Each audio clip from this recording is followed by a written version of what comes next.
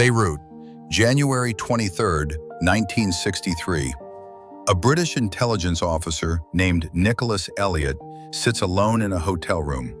He's just had dinner with his closest friend, a man he has known for 30 years, a man he trusted with his life, a man he once called a brother.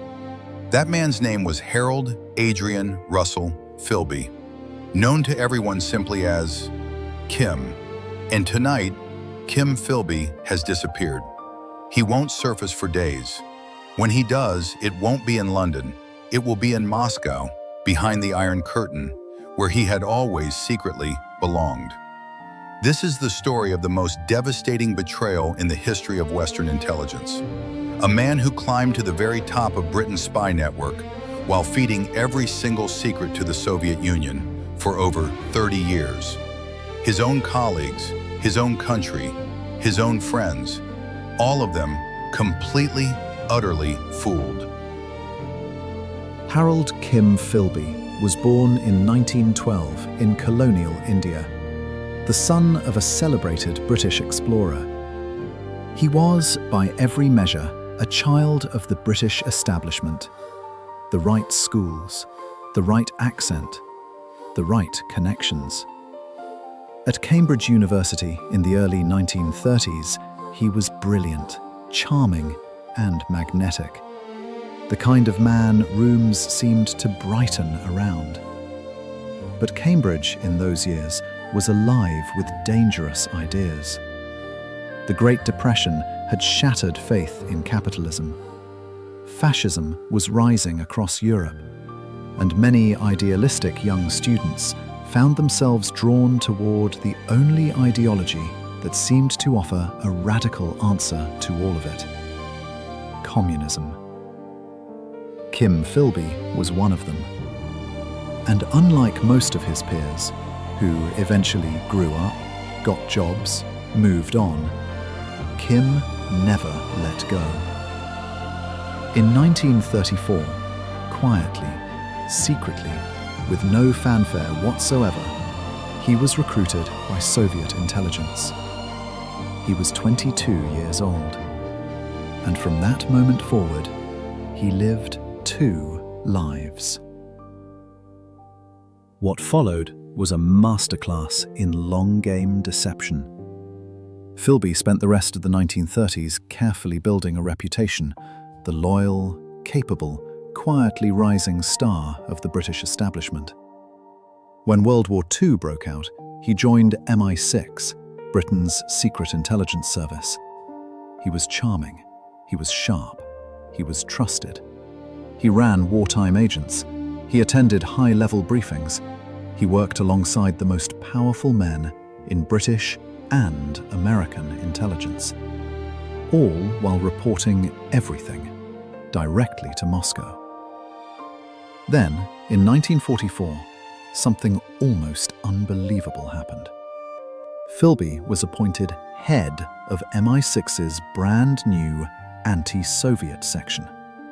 His specific job: hunting Soviet spies.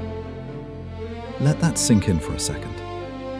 The British government put a KGB agent in charge of catching KGB agents. The fox wasn't just inside the henhouse. The fox was guarding the door. Every Western operation against Soviet intelligence, Philby knew about it before it happened. Every agent the West sent behind the Iron Curtain, Philby had already reported their names to Moscow. Dozens of men and women were captured, tortured, executed because of him. He never flinched. By 1950, the first cracks started to appear. American intelligence, the FBI and the newly formed CIA, had been secretly decrypting Soviet communications under a program called Venona.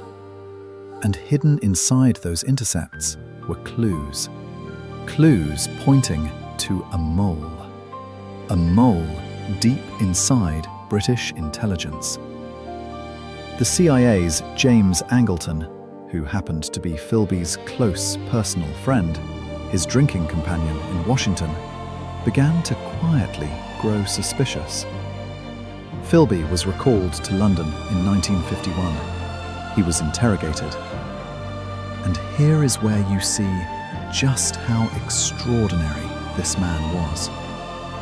He sat in that room, surrounded by people who suspected him of being one of the most dangerous spies in history.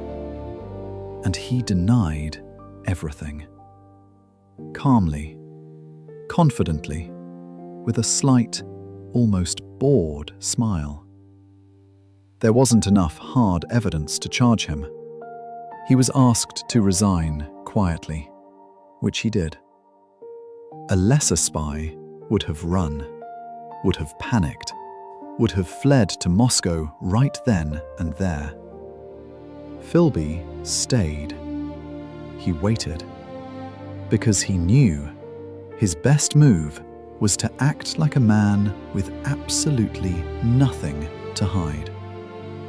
And in 1956, astonishingly, MI6 sent him back into the field, to Beirut, as a journalist and, covertly, as an agent again. Even in disgrace, they were still using him. By late 1962, British intelligence had finally obtained near-conclusive proof. A Soviet defector, someone who had worked inside the KGB, had provided testimony that could no longer be ignored. They sent Philby's oldest friend, Nicholas Elliot, to Beirut, not to arrest him. The British government did not want a public trial. The scandal would be too great, too damaging. They wanted a quiet confession, a deal. Elliot believed he could reach Kim through their friendship. 30 years of shared history, shared meals, shared trust. He sat across from Philby in a Beirut apartment and told him the game was over, that they knew that it was time to stop. And Kim Philby, for the first time in 30 years, admitted what he was. He said it without breaking down, without tears, without any visible remorse at all. He told Elliot calmly that he had done what he believed was right, that his loyalty to the communist cause had never wavered, not once, not for a single day, that he had no regrets. Elliot offered a deal, partial immunity in exchange for a full intelligence debriefing. Philby agreed. He began talking. And then, before the debriefings could be completed, he was gone. On the night of January 23, 1963, Kim Philby slipped out of his Beirut apartment under the cover of darkness. He made his way to the harbour and boarded a Soviet freighter called the Dolmatova. He sailed to Odessa in Ukraine, then onward to Moscow, where the KGB received him as a returning hero. He was given a Soviet apartment, a monthly pension, military medals, the rank of KGB colonel. Back in London, the fallout was catastrophic. MI6 had been penetrated at its highest level, not for months, not for a few years, but for 3 decades. The damage to Western intelligence operations was described by insiders as incalculable. Agents dead, operations destroyed, years of work handed piece by piece to the enemy, all by one man, one charming, Cambridge-educated, perfectly positioned man. Philby was not alone. He was part of what history now calls the Cambridge Five, a ring of 5 British agents, all recruited at Cambridge in the 1930s, all of whom spied for the Soviet Union. The others were Guy Burgess, Donald Maclean, Anthony Blunt, and John Cairncross. Together, they handed Stalin some of the most sensitive intelligence in Western history, including early information about the Allied atomic bomb program, the identities of Western agents across Europe, and classified military plans. The human cost was enormous, and for years, for decades, no one in the British establishment fully wanted to admit how completely they had been fooled. Because the hardest part of this story isn't the spying, it's the trust. These were men who went to the same schools, drank in the same clubs, laughed at the same dinner tables. The British establishment trusted its own, and that trust was the very weapon used against it. Kim Philby died in Moscow in 1988. He was 76 years old. He was buried with full Soviet military honors.